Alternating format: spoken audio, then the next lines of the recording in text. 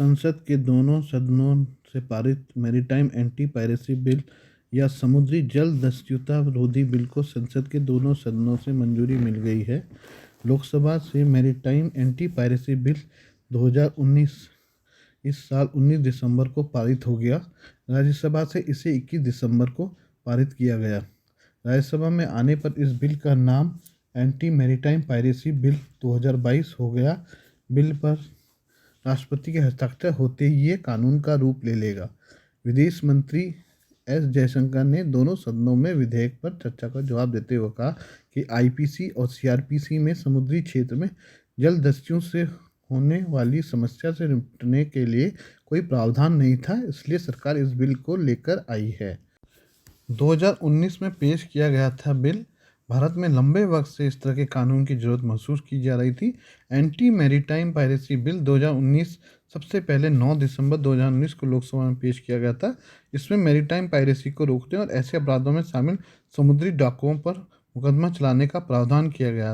ये कानून भारत के एक्सक्लूसिव इकोनॉमिक जोन और उसके बाद के समंदर के सभी हिस्सों पर भी लागू होगा।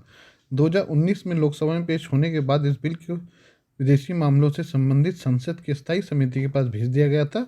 स्थायी समिति ने फरवरी 2021 में अपनी रिपोर्ट दी। बाद में स्थायी समिति की ज़्यादातर सिफारिशों को बिल में शामिल किया गया है। अब इसके बाद चलती है कि मैरीटाइम एंटी पायरेसी कानून की खासियतें क्या क्या हैं। पहला है इसमें मैरीटाइम एंटी पायरेसी कानून समुद्री डकैती या पायरेसी रोकने या पायरेसी का अपराध करने वालों के खिलाफ कानूनी कार्रवाई का प्रावधान करेगा। दूसरा, भारत का कानून अंतर्राष्ट्रीय जल क्षेत्र पर लागू होगा। इससे एक्सक्लूसिव इकोनॉमिक जोन के साथ ही किसी दूसरे देश के क्षेत्राधिकार से परे सभी जल सीमा क्षेत्र शामिल हैं। पहले इसमें EEZ को शामिल नहीं किया गया था। बाद में स्थायी समिति की सिफारिशों के बाद कानून के दायरे में EEZ को भी शामिल किया गया है। तीसरा, समुद्री डकैती के अपराध में शामिल लोगों के लिए सख्त सज़ा का प्रावधान किया गया है। इसके लिए उम्र कैद और जुर्माने की सज़ा का प्रावधान किया गया है। अगर पायरेसी के कारण किसी की हत्या या मौत हो जाती है तो ऐसे मामलों में उम्र कैद या फांसी की सज़ा हो सकती है। पहले पायरेसी के कारण किसी की हत्या या मौत होने पर फांसी की सज़ा का ही प्रावधान था, लेकिन संसद की स्थायी समिति ने इसमें बदलाव करने की सिफारिश की। समिति का कहना था कि जिस देशों में मृत्यु दंड नहीं है वैसे देश ऐसे अपराधी को भारत प्रत्यर्पित करने में कम रुचि दिखाते हैं। इस सिफारिश को ध्यान में रखकर सरकार ने मृत्यु के साथ उम्र कैद को भी इसमें जोड़ दिया है।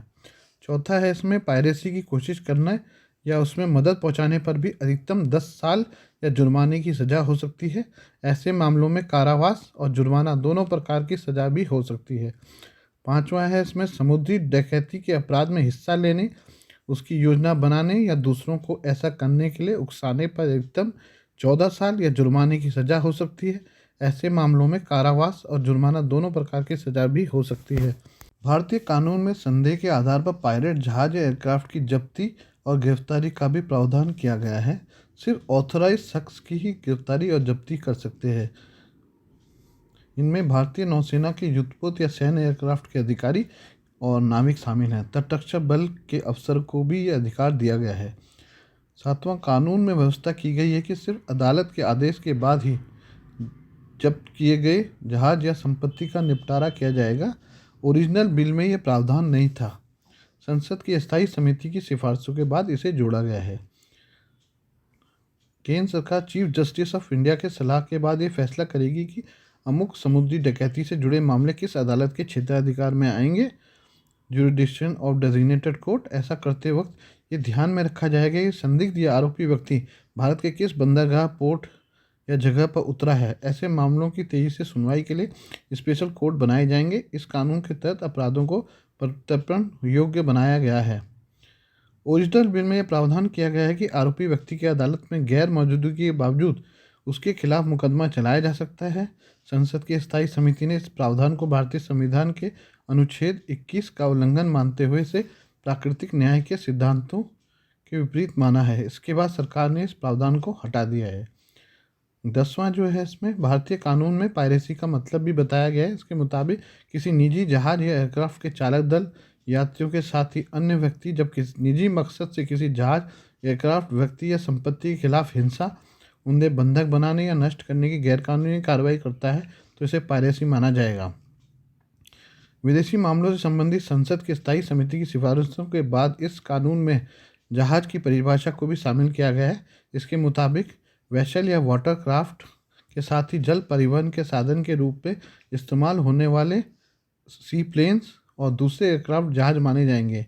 एंटी मैरीटाइम पायरेसी कानून विशेष आर्थिक क्षेत्र EEZ के साथ ही उसके बाद के हिस्सों में भी समुद्री अपराधों से निपटने के लिए प्रभावी कानून है। भारत के पास एंटी मैरीटाइम पायरेसी के मामले में कार्रवाई के लिए कोई घरेलू कानून नहीं था। अब तक पायरेसी पर मुकदमा चलाने के लिए IPC के डकैती संबंधी प्रावधानों का इस्तेमाल किया जाता था। हालांकि भारत का यह कानून सिर्फ देश के प्रादेशिक जल सीमा 12 नॉटिकल मील तक ही लागू होता था। इससे आगे की समुद्री सीमा में किसी विदेशी की ओर से पायरेसी करने पर यह IPC के तहत अपराध की श्रेणी में नहीं आता था। इस वजह से ऐसे कई मामलों में आरोपी आधार पर बरी हो जाते थे कि उस शख्स पर मुकदमा चलाना भारत के न्याय क्षेत्र में नहीं आता है। अंतर्राष्ट्रीय स्तर पर इसके लिए ठोस पहले 1982 में हुई। इसे हम United Nation Convention on the law of the sea या UNCLOS के नाम से जानते हैं। संयुक्त राष्ट्र समुद्री कानून संधि के जरिए दुनिया के सागरों और महासागरों पर अलग अलग देशों के अधिकार और जिम्मेदारियां तय की गई हैं। इस संधि में ही मैरीटाइम पायरेसी को परिभाषित किया गया है। भारत ने इस संधि को 1995 में मंजूरी दी। अप्रैल 2012 में पायरेसी बिल लोकसभा में पेश किया गया, लेकिन 15वीं लोकसभा के भंग होने के बाद ये बिल खुद ही लैप्स हो गया। UNCLOS के जरिए पायरेसी के खिलाफ एक समान अंतर्राष्ट्रीय कानून संरचना की व्यवस्था की गई है। अब एंटी मैरीटाइम पायरेसी कानून होने से भारत UNCLOS के तहत घरेलू कानून वाला देश बन जाएगा। आमतौर पर किसी भी देश के लिए 3 तरह की समुद्री सीमा खास होती है। पहला प्रादेशिक समुद्री सीमा टेरिटोरियल सी, दूसरा कॉन्टिगियस जोन और तीसरा एक्सक्लूसिव इकोनॉमिक जोन। 1982 के संयुक्त राष्ट्र संधि के मुताबिक हर देश की प्रादेशिक जल सीमा उसके तट से 12 नॉटिकल मील तक होती है। 1 नॉटिकल मील में 1.852 किलोमीटर होते हैं। प्रादेशिक जल सीमा उस देश का पूरा अधिकार होता है। कंटिजियस जोन का नंबर इसके बाद आता है। ये किसी भी देश के तट से 24 नॉटिकल माइल तक आता है। इस सीमा के तहत किसी देश को कस्टम से जुड़े किसी प्रकार के उल्लंघन की हालत में कार्रवाई करने और सजा देने का अधिकार होता है। सबसे महत्वपूर्ण है एक्सक्लूसिव इकोनॉमिक जोन। ये प्रादेशिक समुद्री सीमा खत्म होने से यानी 12 नॉटिकल मील से 200 नॉटिकल मील तक का क्षेत्र होता है। EEZ के भीतर किसी भी देश को मछली पालन और आर्टिफिशियल द्वीप बनाने का अधिकार होता है। इसके साथ ही लहरों से ऊर्जा पैदा करने और विदेशी जहाज़ों की ओर से किए जा रहे वैज्ञानिक अनुसंधानों को रेगुलेट करने का अधिकार होता है। इस जोन से विदेशी जहाज गुजरने के लिए स्वतंत्र होते हैं। एंटी मैरीटाइम पायरेसी कानून से समुद्र में होने वाले अपराधों से निपटना आसान होगा। इससे समुद्री सुरक्षा बढ़ेगी और भारत के समुद्री व्यापार मार्ग ज़्यादा सुरक्षित हो जाएंगे। समुद्री सुरक्षा बढ़ने से व्यापार में इजाफा होगा। आर्थिक भलाई के नज़रिए से भारत के समुद्री मार्गों की सुरक्षा बेहद जरूरी है। दुनिया के साथ भारत का 90% व्यापार समुद्री मार्गों से होता है। भारत के हाइड्रोकार्बन जरूरत का 80% से ज़्यादा समुद्र से ही पूरा होता है। इस कानून से अंतर्राष्ट्रीय जलमार्गों में भारत के जहाज़ों और नाविकों की सुरक्षा सुनिश्चित हो पाएगी। अदन की खाड़ी में कोराम मचाने वाले सोमालिया के खूंखार समुद्री लुटेरों पर कार्रवाई के नज़रिए से ये कानून मील का पत्थर साबित होगा। अंतर्राष्ट्रीय जल क्षेत्र में व्यापार के लिए समुद्री डकैती सबसे बड़े खतरों में से एक है।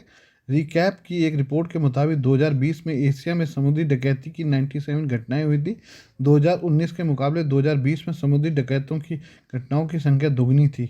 समंदर के लुटेरों से एशियाई देश खासकर दक्षिण और दक्षिण पूर्व एशिया के देश सबसे ज़्यादा पीड़ित हैं। भारत भी इन्हीं देशों से शामिल है। इस पहल के 40 साल बाद भारत में इस तरह का घरेलू कानून बन पाया है। इसके साथ ही भारत घरेलू कानून बनाकर समुद्र के कानून पर संयुक्त राष्ट्र कन्वेंशन को लागू करने वाला देश बन गया है। इस आर्टिकल में बहुत सारी खबरें कई सारे अखबारों से संकलित की गई हैं। Please do like, comment, share, subscribe and thanks for watching.